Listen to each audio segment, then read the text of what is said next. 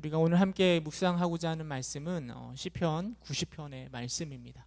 이 90편 시편의 이 시를 누가 기록했는가 하면 모세가 기록하였다라고 성경 앞절을 보면 이렇게 기록되어 있습니다. 150편의 시편 중에서 모세가 기록한 유일한 시편이 바로 이 90편인데요. 이 모세가 어떤 사람인가 하면 여러분들이 다 알고 있다시피 구약 성경 가운데 가장 유명하고 또 존경받고 영향력을 가지고 있는 사람이 바로 모세이고, 누구도 할 수 없는 일을 감당한 사람이 바로 모세입니다. 그 모세가 시편 90편을 기록하였는데요, 특별히 우리 인생에 대해서 그 인생이 무엇인지 무슨 의미가 있는지를 이렇게 쭉 기록하고 있습니다. 오늘 이 모세가 말하는 우리 인생의 본질을 생각해 보면서 은혜를 함께 나누고자 합니다. 모세가 이 시를 기록하면서 1절 2절에 보면 하나님에 대해서 이렇게 말하고 있습니다. 우리 1절 2절 함께 읽어볼까요? 시편 90편 1절 2절 함께 읽겠습니다. 시작.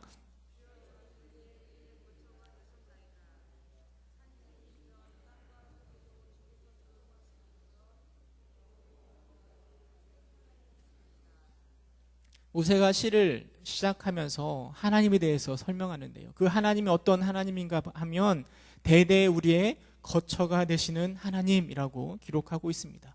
거처라는 말이 다른 말로 얘기하면 피난처, 우리의 보금자리.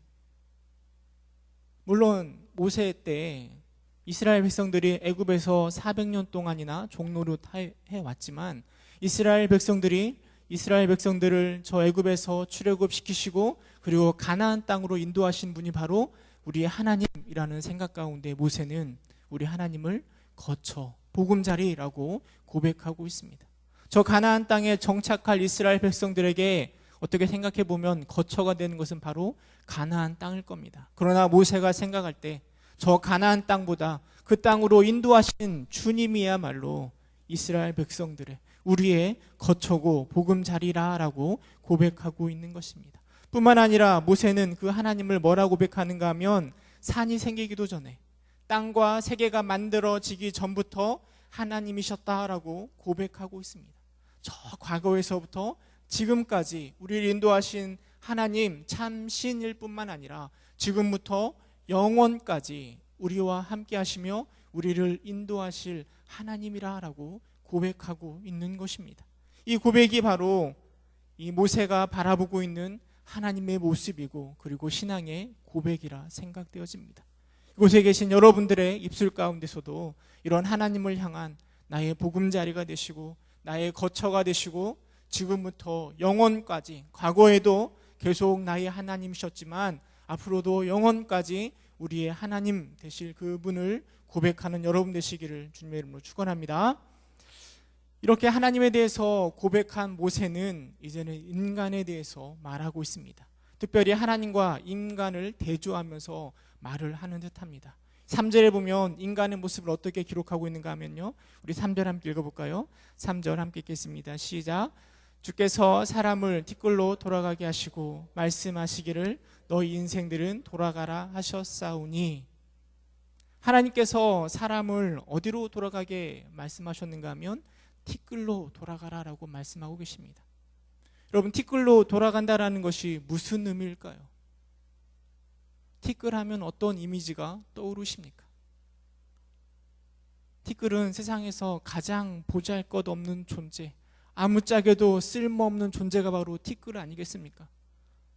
그런데 영원부터 영원까지 하나님 되신 주님이 우리 인간을 어디로 보낸다고요? 티끌로 돌아가게 하시겠다라고 말씀하고 계십니다. 성경에 보면 티끌로 앞에 일자 써 있고 각주가 달려 있는데요, 거기에 뭐라고 써 있는가 하면 파멸로라고 적혀 있습니다. 다시 말해서 우리 주님이 우리 인간을 저 티끌로, 저 파멸로, 가장 낮은 자리로, 아무짝에도 쓸모없는 존재로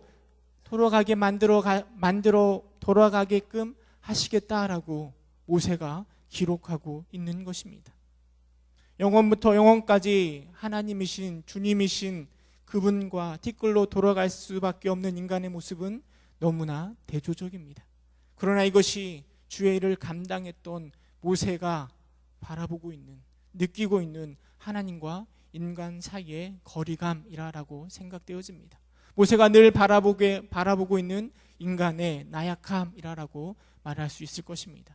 그러면서 4절에 보면 이렇게 고백합니다. 주의 목전에는 이라고 기록하면서 주님이 보시기에 인간의 모습이 어떠한지를 기록하고 있습니다. 우리 4절 말씀 다시 읽어볼까요? 같이요. 함께 읽겠습니다. 시작. 주의 목전에는 밤의 한순간 같을 뿐입니다. 하나님이 보시기에 우리 인간의 모습이 저 천년의 모습이 지나간 어제와 같다라고 기록하고 있습니다. 여러분, 천년의 세월을 우리가 가늠할 수 있을까요? 사실 우리는 100년의 세월도 제대로 알지 못합니다. 그 100년의 시간이 얼마나 긴지 우리는 가늠할 수가 없습니다. 얼마 전에 그 헤이리의 역사박물관이라는 곳을 가봤습니다. 60년대부터 80년 사이에 우리 한국 사회의 모습을 그대로 재현해낸 곳이 그 역사박물관이었는데요. 그곳에 가보니까 정말 과거에 썼던 물건들이 이렇게 막 놓여져 있더라고요. 학교를 이렇게 꾸며놨는데요. 학교 안에 딱 들어가니까 뭐가 있는가 하면, 여러분 기억나십니까? 나무로 만들어진 책상, 의자, 그리고 그 위에 뭐가 있었는가 하면 타자기, 그렇게 틱틱틱틱 소리 내면서 치는 거 있었잖아요. 그게 이렇게 놓여져 있더라고요. 또 옆에는 또 난로가 있는데요. 난로 위에 뭐가 놓여져 있을까요? 네, 도시락이, 양은으로 만들어진 도시락이 쭉 올려져 있더라고요. 여러분 다 알고 계실 겁니다. 그게 벌써 20, 30년, 길어봐야 50년 전의 일인데요. 오늘날 태어나는 아이들이 그 모습을 바라보면서 상상이나 할 수 있겠습니까? 도시락을 싸가지고 그 난로 위에 데펴가지고 먹는, 지금은 다 핸드폰으로, 스마트폰으로 다 전송하고 하는데 한 글자씩 타자를 쳐야 이런 프린터물을 만들 수 있는 그 시대를 우리 아이들은 상상도 못할 것입니다. 겨우 수십 년 전의 일인데, 그런데 하나님이 뭐라고 말씀하시는가 하면 천년이 뭐와 같다고요?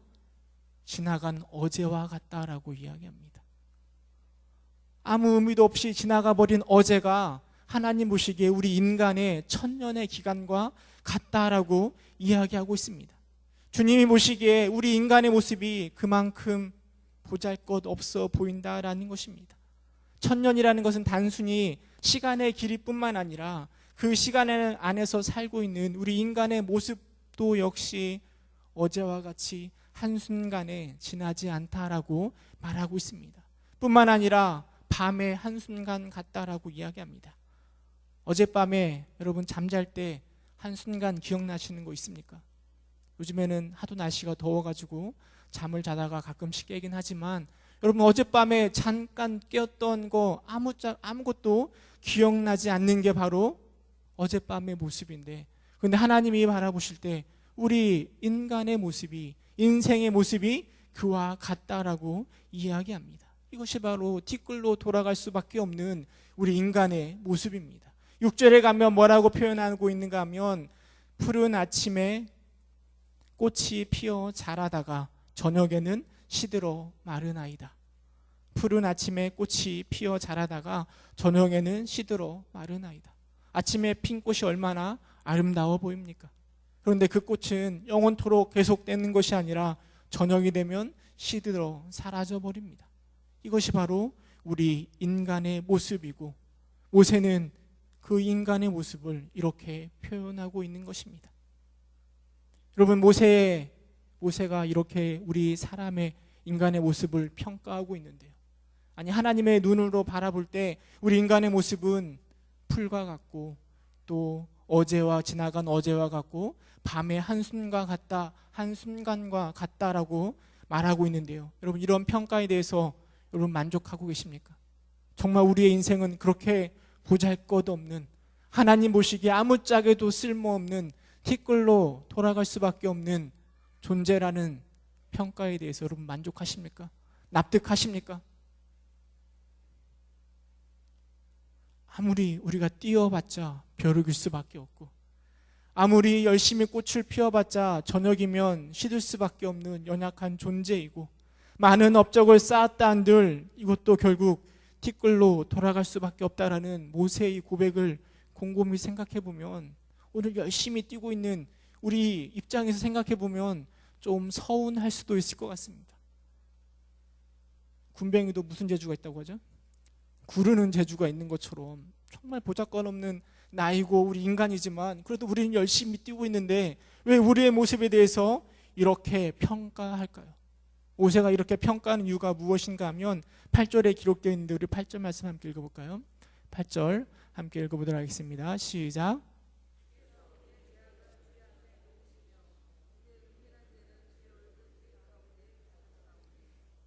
주님이 바라볼 때 우리가 왜 티끌로 갈 수밖에 없고 우리의 인생은 1000년이나 되는 그런 긴 세월도 어제와 같고 오늘 저녁에 시들어버릴 수밖에 없는 꽃이라고 이야기하는 이유는 바로 우리의 죄악 때문인 것입니다. 하나님께서는 우리의 죄악을 주님 앞에 놓으시고 주의 얼굴을 빛 가운데 그 죄악을 바라보고 계십니다. 아주 자세하게 세세하게 우리의 죄악을 바라보시면서 9절에 이렇게 고백합니다. 우리의 모든 날이 주의 분노 중에 지나가며 우리의 평생이 순식간에 다하였나이다. 하나님 앞에 늘 죄를 짓고 있는 그 죄로 인하여 우리는 하나님의 진노 가운데 살아갈 수밖에 없는, 그래서 우리의 평생이 순식간에 다하게 되는 티끌로 돌아갈 수밖에 없는 연약한 존재가 되는 것입니다. 그러기에 모세는 10절에 이렇게 고백합니다. 우리 10절 말씀 함께 읽어보겠습니다. 10절 함께 읽겠습니다. 시작. 우리의 연수가 70이요 강건하면 80이라도 그 연수의 자랑은 수고와 슬픔뿐이요 신속히 가니 우리가 날아가나이다. 아마도 모세가 이 시를 노년의 마지막 때 쓰지 않았을까 이런 생각이 듭니다. 그러면서 그가 고백하기를 이렇게 고백합니다. 우리의 연수가, 우리가 살아봐야 70이고 강건하면 몇 살이라고요? 80입니다. 오늘날은 뭐 100세 세대고 뭐 조금 있으면 120살까지도 뭐 충분히 살 거라라고 말하고 있지만, 그러나 저러나 우리의 살아가는 것의 자랑은 무엇이라고요? 수고와 슬픔뿐이다라고 이야기합니다.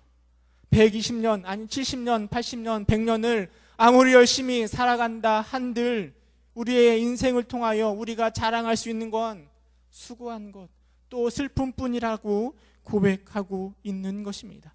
뿐만 아니라 그 인생이 얼마나 빨리 가는지 어떻게 한다고요? 네, 날아간대요. 그냥 슉 지나간대요. 이것이 바로 모세가 생각하는 우리의 모습입니다. 참 의외이지 않습니까? 모세라고 하면 얼마나 위대한 일을 많이 했습니까?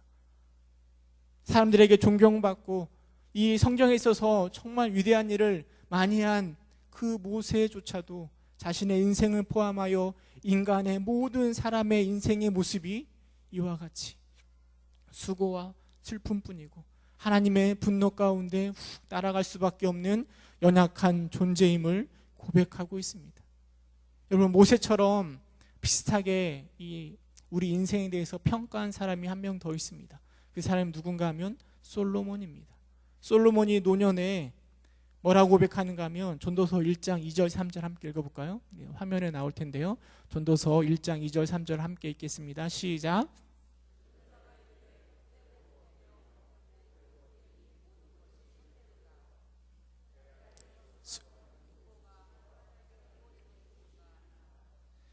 여러분, 살아온 사람들 중에 솔로몬처럼 화려하게 산 사람이 어디 있겠습니까? 우리는 아마도 솔로몬처럼 살아가기를 간절히 소망할 겁니다. 가장 지혜롭고 가장 부유하며 또 가장 높은 자리에서 엄청난 업적을 이룬 사람이 솔로몬 왕 아니겠습니까? 성전도 짓고요. 많은 일을 감당한 그가 노년에 뭐라고 고백하는가 하면 우리의 삶이 어떻다고요? 헛되다라고 고백합니다. 헛되고 헛되며 헛되고 헛되니 모든 것이 헛되도다. 무려 5번이나 반복합니다. 그러면서 우리에게 뭐라고 질문하는가 하면 3절에 해 아래에서 수고하는 모든 수고가 사람에게 무엇이 유익한가? 우리가 아무리 열심히 노력한들 그것이 우리에게 무슨 유익이 있는가라고 이렇게 이야기하고 있습니다. 솔로몬도 모세도 우리의 삶에 대해서 이렇게 평가할 때, 이야기를 들을 때 사실 우리가 어떻게 살아가야 될지 정말 살아갈 맛이 뚝 떨어지는 게 사실인 것 같습니다. 이렇게 보잘것없는 이 삶을 왜 우리가 살아가야 되는가? 우리가 이렇게 노력해도 아무짝에도 쓸모없는가? 그렇다면 우리는 어떻게 살아가야 할까? 이런 생각이 드는 게 사실입니다. 세상 사람들도 이렇게 우리의 인생이 허무함을 이야기하는 사람들이 있습니다. 우리는 그런 사람들을 허무주의자라고 이야기하는데요. 그들은 모든 것을 체념하고 절망에 빠져 살아가는 사람들입니다. 기존의 세상의 가치들, 진리들을 거부하고 그 모든 것들이 다 무의미하다, 아무런 의미가 없다라고 말하는 사람들입니다. 그렇게 생각하는 사람들은 삶에 의욕이 없습니다. 목적이 없습니다. 그냥 대충 살아가는 것입니다. 우리를 기쁘게 했던 자녀들, 물질들, 사랑하는 것들, 이런 것들이 다 무가치하게 느끼는 사람이 바로 허무주의자들입니다. 이런 사람들의 끝이 어디로 가는가 하면 대충 살아가자, 열심히 살아가, 그냥 대충 살아가지.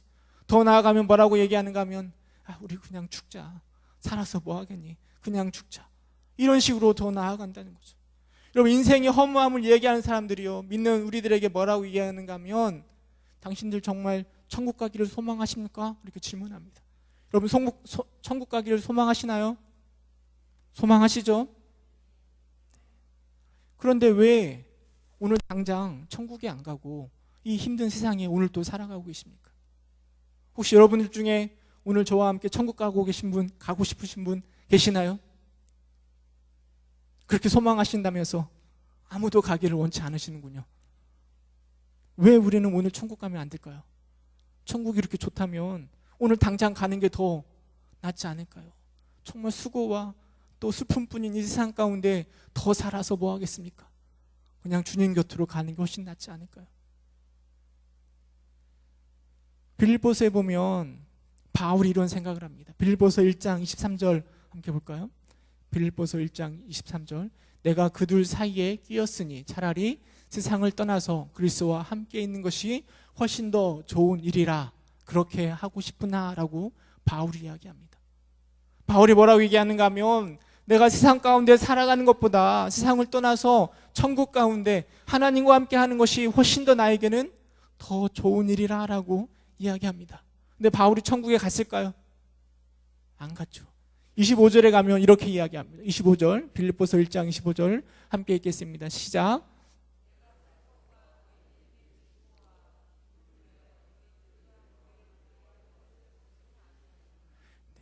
바울이 세상을 떠나 천국 가운데 하나님과 더불어 있는 것이 훨씬 더 자신에겐 유익하지만 그럼에도 불구하고 세상에 남아있는 이유는 바로 세상 가운데 자신이 감당해야 될 주님이 주시는 사명이 있기 때문이라고 고백하고 있습니다.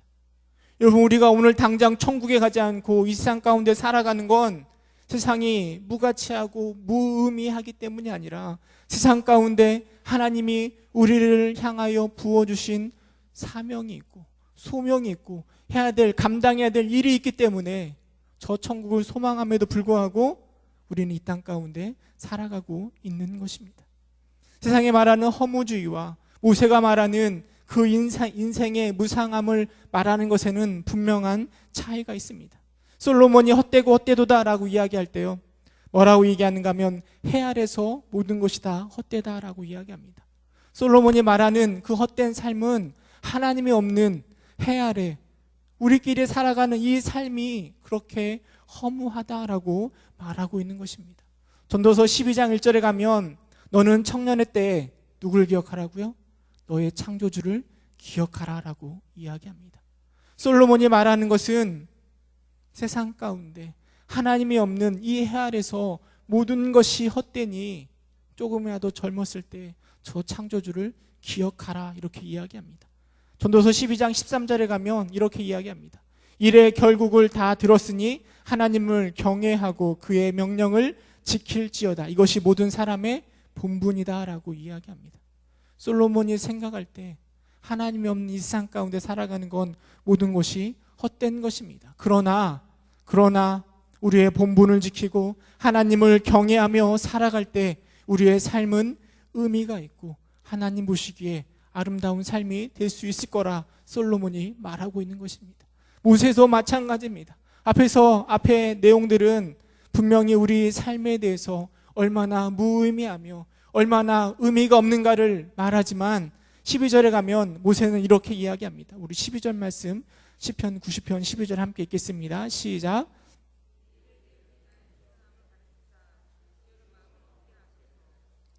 무엇을 달라고 요청하는가 하면 우리 나를 계수함을 가르쳐 달라라고 이야기합니다. 또 지혜로운 마음을 달라라고 이야기합니다. 우리의 나를 계수하고 또 지혜로운 마음이 과연 무엇을 의미하는 것일까요?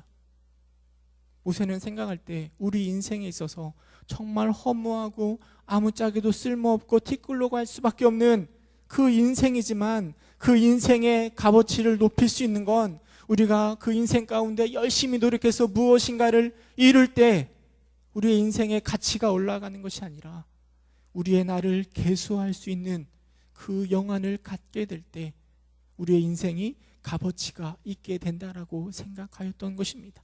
모세가 소망하는 건 우리의 나를 계수할 수 있는, 계산할 수 있는 방법을 알게 되어서 우리의 시각이 변화되고 관점이 변화되고 우리의 가치관이 변화되어서 무엇이 정말 의미 있고 무엇이 정말 가치가 있는가를 깨달아 알기를 하나님 앞에 간구하고 있습니다. 뿐만 아니라 무엇을 달라고 하죠? 지혜로운 마음을 달라고 이야기합니다. 여러분, 지혜로움이 뭘까요? 잠언에 보면 지혜로움에 뭐라고 이야기하죠? 지혜로움은, 지혜의 근본은 뭐라고 얘기하죠? 여호와를, 하나님을 경외하는 것이 바로 지혜의 근본이라 이야기합니다. 모세가 말하고 있는 지혜로운 마음이라고 한다면 바로 그 근본을 바탕으로 한, 여호와를 경외하고자 하는 그 마음을 바탕으로 한 지혜로운 마음일 것입니다. 그리고 그 지혜로운 마음을 가지고 이 세상에 우리의 나를 계산할 수 있는, 셈할 수 있는 그런 것들을 하나님 앞에 가르쳐 달라라고 간구하고 있는 것입니다. 모세가 생각할 때 그 두 가지가 지혜로운 마음을 가지고 우리의 나를 계산할 수 있는 그것이 바로 우리의 인생에 의미를 더하여주고 우리의 인생을 보다 더 가치 있게 만든 것이라고 모세는 고백하고 있는 것입니다. 여러분, 아낌없이 주는 나무 그 이야기 알고 계십니까? 아낌없이 주는 나무. 사랑하는 소년을 위하여서 그늘에서부터 열매와 그다음에 줄기와 나중에는 그루터기까지 다 주었던 그 아낌없이 주는 나무. 자신을 다 줄 때 그 나무는 슬퍼하는 것이 아니라 기쁨으로 그 일을 감당합니다.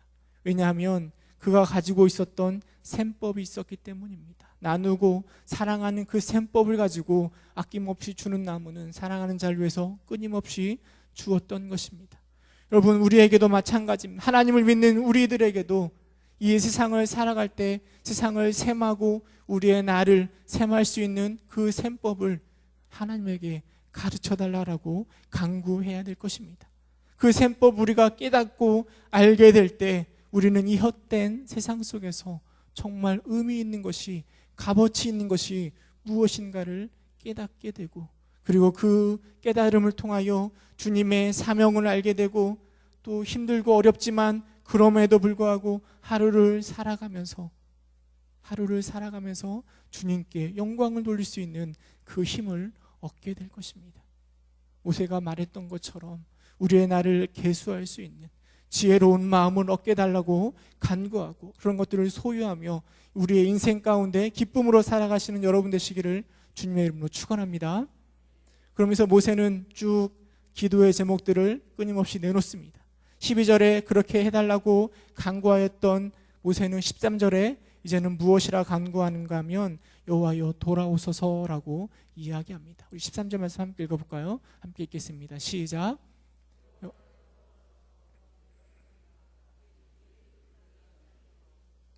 마치 13절은 그때가 생각나는 것 같습니다. 그 이스라엘 백성들이 시내산에서 이 송아지를 섬기고 나서 하나님이 그 이스라엘 백성들에게서부터 떠나겠다라고 말씀하신 후에 모세의 기도처럼 느껴집니다.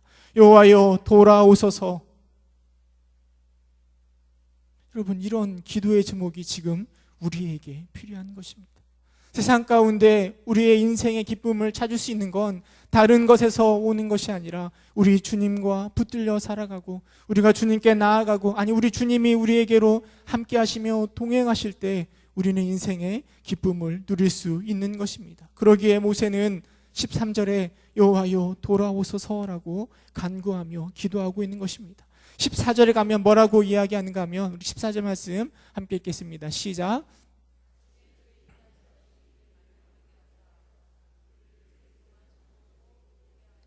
(14절에) 보면 우리를 만족하게 해달라고 기도하고 있습니다. 사실 인간의 욕심은 끝이 없습니다. 세상의 그 어떤 것으로도 우리를 만족할 수 없습니다. 그런데 모세는 뭐라고 이야기하는가 하면 주의 인자하심이 우리를 만족하게 해달라고 기도하고 있습니다. 우리의 인간적인 것들은 아침에 꽃을 피우지만 저녁이면 시들어 사라질 수밖에 없습니다. 그것으로는 결코 우리를 만족시킬 수 없습니다. 그러나 주의 인자하심은 아침마다 우리를 새롭게 합니다. 주의 인자하심은 우리를 자꾸만 죄를 향하여 나아가고 딴 길로 가는 우리들을 편함없이 사랑하시는 그 주의 인자하심은 우리를 새롭게 변화시키고 우리의 삶 가운데 만족함을 주시는 것이고, 그리고 수고와 슬픔뿐인 우리 인생을 주님께서 이 인자하심을 통하여 우리 안에 기쁨과 즐거움을 주시는 것입니다. 그러기에 다른 시인은 다른 시편에 보면 주의 인자하심이 생명보다 나음으로 내 입술은 주를 찬양한다라고 고백하고 있습니다. 여호와께서 돌아오기를 간구하였던 모세는 이제는 주의 인자하심으로 만족하게 해달라라고 이야기합니다. 뿐만 아니라 15절에 가면 우리를 기쁘게 하소서라고 간구합니다.